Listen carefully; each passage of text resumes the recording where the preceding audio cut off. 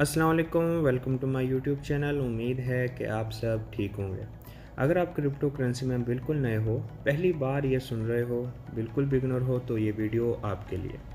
Basically मैं crypto currency की पूरी सीरीज़ लाया हूँ जिसमें A to Z आप लोगों को बताऊँगा कि कैसे सऊदी अरब में रह के हम क्रिप्टो से पैसे अर्न कर सकते हैं। इस सीरीज़ में मैं आप लोगों को बताऊंगा कि क्रिप्टो आखिर है क्या, कैसे इसमें हमने इन्वेस्ट करना है, किन चीज़ों का ख्याल रखना है, टेक्निकल एनालिसिस कैसे की जाती हैं और स्पॉट ट्रेडिंग कैसे की जाती है, फ्यूचर ट्रेडिंग कैसे की जाती है, इंडिकेटर्स क्या होते हैं, मूविंग एवरेज क्या होता है, वॉल्यूम क्या होता है, सप्लाई क्या होती है, ख़रीदना कहाँ पे है, बेचना कहाँ पे है, पैसे डिपॉजिट कैसे करने हैं, पैसे विड्रॉ कैसे करने हैं। और ये सब कुछ सीखने के लिए मेक श्योर आप आज का लेक्चर 1 और आने वाले तमाम लेक्चर देखें ताकि आपके सारे पॉइंट्स क्लियर हों। तो अपने लेक्चर को स्टार्ट करते हैं। सबसे पहले अगर आप मेरे यूट्यूब चैनल पे नए हैं तो काइंडली इसे सब्सक्राइब करें, और अगर आप चाहते हो कि आप ऑनलाइन अर्निंग की दुनिया से अपडेटेड रहो तो आपको मेरे टेलीग्राम चैनल का लिंक डिस्क्रिप्शन में मिल जाएगा। तो सबसे पहला क्वेश्चन, क्रिप्टो करेंसी होती क्या है? तो इस चीज़ को समझने के लिए हमें कुछ पॉइंट समझने पड़ेंगे, जैसे कि ब्लॉकचेन क्या है, माइनर क्या होता है, माइनिंग क्या होती है, पेयर टू पेयर नेटवर्क क्या है, सेंट्रलाइज डिसेंट्रलाइज क्या होता है, प्राइस ऊपर नीचे क्यों जाती है, फ़ायदे और नुकसान क्या है इसके। तो हम स्टेप बाय स्टेप चीज़ों को समझते हैं। सबसे पहली चीज़, सेंट्रलाइज क्या होता है और डिसेंट्रलाइज क्या होता है। आसान लफ्ज़ों में समझें, सेंट्रलाइज उसे कहते हैं जिस चीज़ को एक बंदा या एक अथॉरिटी या एक गवर्नमेंट जो है वो ऑन करती हो, कभी भी उसको बदल सकती हो, कभी भी उसे ख़त्म कर सकती हो। डिसेंट्रलाइज किसको कहते हैं? डिसेंट्रलाइज उसे कहते हैं जिसको एक बंदा या एक अथॉरिटी कंट्रोल ना करती हो, वो सबकी मलकियत हो। बात क्लियर हुई? अब मैं आपको इसकी एक एग्जांपल समझाता हूँ। जैसे कि आप जब सऊदी अरब या दुबई या दुनिया के किसी कोने से भी अपने पाकिस्तान या इंडिया में पैसे भेजते हैं बैंक के थ्रू, तो आपकी जो ट्रांजैक्शन होती है उसको रिकॉर्ड कौन करता है? बैंक करता है या गवर्नमेंट करती है। तो क्योंकि वो एक बंदे के पास उसका कंट्रोल होता है तो वो उसको मैनिपुलेट कर सकता है, उसके साथ छेड़खानी कर सकता है। 500 को 5000 लिख सकता है, 500 को 100 कर सकता है। ठीक हो गया। डिसेंट्रलाइज में ऐसा नहीं होता। डिसेंट्रलाइज चूँकि सारे नेटवर्क उससे कनेक्टेड होते हैं, सारे नेटवर्क के कंप्यूटर्स उसके साथ कनेक्टेड होते हैं उस ब्लॉकचेन सिस्टम में, तो जब भी कोई एक बंदा दूसरे बंदे को ट्रांजैक्शन करता है या एक जगह से दूसरी जगह उस सिस्टम के अंदर रह के ट्रांजैक्शन करता है तो वो ट्रांजैक्शन सब कंप्यूटर के अंदर रिकॉर्ड हो जाती है। तो कोई एक जना आके अगर उसको मैनिपुलेट करना चाहे या हैक भी करना चाहे तो उसको सारे सिस्टम जो उस नेटवर्क से जुड़े हुए हैं वो उसको हैक करने पड़ेंगे। ठीक है, जो नामुमकिन है। अब हम इसी एक एग्जांपल को लेकर अपने सारे पॉइंट क्लियर करेंगे। क्रिप्टो करेंसी, क्रिप्टो मतलब सीक्रेट या प्राइवेट, करेंसी जिसे हम सर्विस लेते हैं और देते हैं, पैसे ले दे के। ठीक है, तो मतलब क्या हुआ? Private currency, secret currency. जैसे कि हमारे ट्रांजैक्शन के टाइम पे हमने जब यहाँ से पैसे भेजे थे 500 रियाल, तो उसमें हमारे पास जो थर्ड पार्टी थी, हमारा बैंक था या गवर्नमेंट थी। लेकिन इधर इस दुनिया में जो थर्ड पार्टी होती है उसको कहते हैं हम लेजर, और इस सारे सिस्टम को किया जाता है पीयर टू पीयर नेटवर्क के थ्रू। समझ रहे हैं बात को? मतलब पर्सन टू पर्सन नेटवर्क। हमने पैसे भेजे किसी दूसरे बंदे को, दूसरे ने तीसरे को, तीसरे ने मुझे, मैंने किसी और को।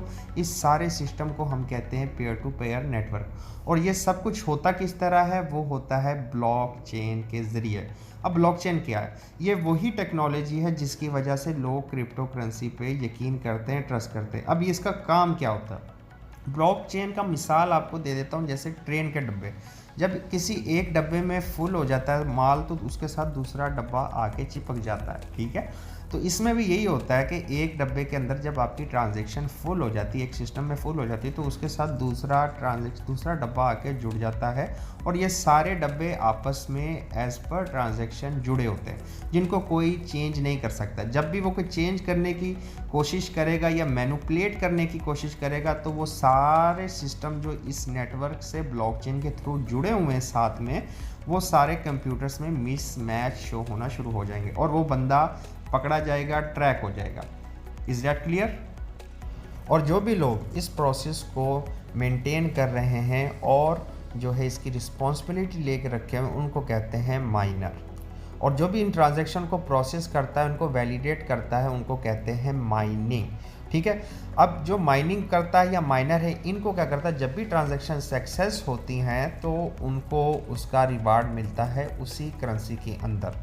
अब इसके लिए कुछ उनको बहुत ज़्यादा काम करना या लैपटॉप पे बैठने की ज़रूरत नहीं है, ये सब कुछ खुद ब खुद होता है, ऑटोमेटिक होता है, उसके प्रोसेस के मुताबिक हर चीज़ खुद ब खुद कंप्लीट हो जाती है। लेकिन हाँ, इसके लिए स्पेशल कंप्यूटर, स्पेशल सॉफ्टवेयर और इलेक्ट्रिसिटी और दीगर चीज़ों की ज़रूरत पड़ती है। अब आप लोग ये कहेंगे ठीक है जी, हमें माइनर समझ आ गया, माइनिंग समझ आ गई, क्रिप्टो करेंसी क्या होता है वो समझ आ गया, ब्लॉकचेन क्या होता है वो समझ आ गया। लेकिन बात तो ये है कि जब मेरा सारा डाटा हर कंप्यूटर में सेव हो रहा है तो उसमें प्राइवेसी क्या है भाई, सबको पता चल रहा है। तो इसीलिए एक क्रिप्टो करेंसी का मोस्ट इम्पोर्टेंट जो आप कह लें सतून, पिलर, उसको कहते हैं क्रिप्टोग्राफी। हाँ जी, ये इसका क्या काम होता है, अब ये क्या, ये फुल कोडेड है, इसमें कोड बना होता है, किसी को कुछ पता नहीं चलता कि भाई आपके पास अगर इतनी करेंसी है तो वो हैक नहीं कर सकता, कुछ नहीं कर सकता। आपके एड्रेस बने हुए हैं, फुल कोडेड चीज़ें बनी हुई हैं, तो इसलिए इस चीज़ को जो है यूनिक कहा जाता है और इसकी पॉपुलैरिटी बढ़ती जा रही है दिन ब दिन। तो यही वजह है कि जब 2008 में कुछ लोगों को ये मसला आया कि हमारे पैसे पे हमारा कंट्रोल ही नहीं है, तो क्यों मेरे पैसों को जो है बैंक को पता चले, एजेंसीज को पता चले, किसी अथॉरिटी को पता चले कि मेरे पास इतना पैसा है और मेरे पास कोई कंट्रोल नहीं है। जब चाहे गवर्नमेंट पैसे की कीमत बढ़ा दे, छाप के और उसकी वैल्यू को कम कर दे। तो इसीलिए ये डिजिटल करेंसी आई ताकि जो है आपके पैसे पे आपका फुल कंट्रोल रहे। ठीक होगी बात को। अब अगला पॉइंट ये आता है कि ठीक है जी, मैं अकेला इसको अथोराइज़ नहीं करता, सब बंदे इसको अथोराइज़ करते हैं, कोई एक अथॉरिटी इसको अथोराइज़ नहीं करती, तो इसकी प्राइस कौन डिसाइड करता है, इसकी प्राइस कैसे डिसाइड होती है।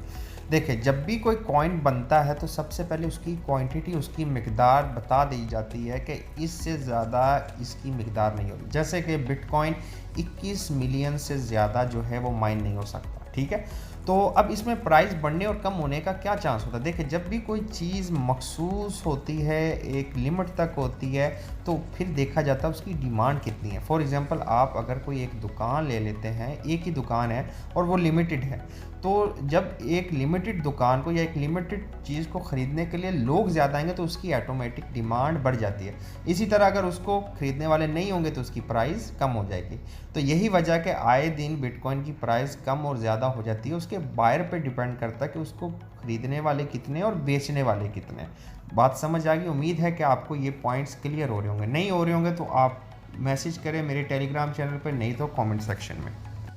अब बिटकॉइन की प्राइस जो है अप और डाउन होने का दूसरा रीज़न ये भी होता है कि कोई न्यूज़ हो गई, कोई कंपनी की न्यूज़ हो गई, किसी इन्वेस्टर के बारे में क्या न्यूज़ आ गई या क्या सोच रहे इन्वेस्टर, इस पे भी होता है। जैसे कि अब जो है कंट्रीज़ जो है इसको ऑफिशियली रेगुलाइज नहीं करती। ठीक है, तो कुछ कंट्रियों ने किया हुआ है, कुछ ने नहीं किया हुआ, तो उस पर कोई न्यूज़ आ जाए तो अच्छी न्यूज़ हो तो प्राइस अप चला जाता है, बुरी न्यूज़ हो तो प्राइस डाउन चला जाता है। जैसे कि एलन मस्क ने पिछले साल कहा था कि टेस्ला अभी एज आ क्रिप्टो करेंसी पैसे लेना शुरू कर देगा। आप क्रिप्टो करेंसी दे के आप अपना कोई भी सामान टेस्ला का खरीद सकते हैं।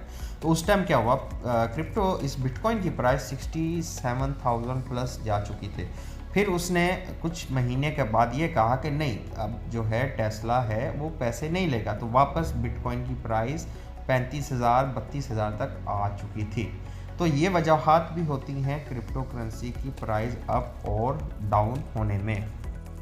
अब इसके फ़ायदों की बात करते हैं कि इसके फ़ायदे क्या हैं। सबसे बड़ा फ़ायदा ये कि ये डिसेंट्रलाइज है, कोई एक जना इसको कंट्रोल नहीं करता, बल्कि सब जने मिलके इसको कंट्रोल करते हैं। ठीक है, दूसरी चीज़, क्योंकि गवर्नमेंट इन्वॉल्व नहीं होती तो किसी दो गवर्नमेंट की वजह से इसकी प्राइस में कोई मसला नहीं आता। फिर इसकी सेफ्टी की बात करें तो सेफ्टी में ये है कि इसके पीछे ब्लॉकचेन टेक्नोलॉजी यूज़ होती है, तो जो इसके लिए बहुत, हम कह सकते हैं हम इस पर रिलायबल है। क्यों रिलायबल हैं? क्योंकि आने वाले वक्त में जो आपकी ब्लॉकचेन टेक्नोलॉजी है वो खाली इस क्रिप्टो करेंसी या डिजिटल करेंसी में खाली इस्तेमाल नहीं होगी, वो आपके हर सेक्टर में इस्तेमाल होगी, चाहे वो सेक्टर डाटा मैनेजमेंट का हो, हॉस्पिटल का हो या आपकी यूनिवर्सिटी स्कूल का हो, तो उसमें ये सारी चीज़ें इस्तेमाल होने वाली हैं। तो अब इसके हम डिसएडवांटेज की बात कर लेते हैं। सबसे पहला डिसएडवांटेज ये है कि इसको गवर्नमेंट या कोई अथॉरिटी बैक नहीं करती। दूसरा ये आ जाता है कि इसमें जितने भी इलीगल काम दुनिया में होते हैं लोग इससे ट्रांजैक्शन करते हैं, ठीक है। थर्ड पॉइंट ये आ जाता है कि हमें इसका जो ये माइनिंग सिस्टम है फ्रेंडली नहीं है। फ्रेंडली से मुराद कि आज के दौर में बहुत ज़्यादा स्पेशल सॉफ्टवेयर, स्पेशल कंप्यूटर और बहुत ज़्यादा इलेक्ट्रिसिटी रिक्वायर्ड है। जो आज से 20 साल पहले आप 20-30 बिटकॉइन आप विद इन मिनट्स आप माइन कर लेते थे, आज के दौर में अगर आप एक बिटकॉइन माइन करने जाओगे तो आपको मोर देन 100 ईयर्स लग जाएंगे। तो जिस चीज़ का फ़ायदा होता है उस चीज़ का नुकसान भी होता है, फ़ायदा भी आपका, नुकसान भी आपका। तो हर चीज़ हमने क्या है सोच के करनी है और समझ के करनी है, ठीक हो गया। अब बात आती है कि हमने इसे ख़रीदना कहाँ से है। तो इसे हम ख़रीदते हैं, बाइनांस ऐप है, OKX ऐप है, Gate.io है, इंडिया में रहते हो तो WazirX है। तो ये मशहूर ऐप्स हैं जो आप इनको ब्रोकर कह सकते हो, जिनसे हम अपनी क्रिप्टो करेंसी ख़रीदते हैं, उसमें स्पॉट ट्रेडिंग करते हैं, फ्यूचर ट्रेडिंग करते हैं। तो ये चीज़ें क्या होती हैं, स्पॉट ट्रेडिंग, फ्यूचर ट्रेडिंग, और इनमें कौन से इंडिकेटर्स यूज़ होते हैं और क्या सारे मामलात होते हैं, वो हम इंशाल्लाह अपनी नेक्स्ट वीडियो में डिस्कस करेंगे 1 बाय 1 डिटेल के साथ, ठीक है। ताकि जब आप एंड कर चुकेंगे सीरीज़ का तो आपको ये पता होगा कि मैंने ट्रेड क्या करनी है, मैंने फ्यूचर ट्रेड करनी है या स्पॉट ट्रेड करनी है। तो आज की वीडियो के लिए इतना ही काफ़ी है। इंशाल्लाह नेक्स्ट वीडियो में मिलते हैं। अल्लाह हाफिज़।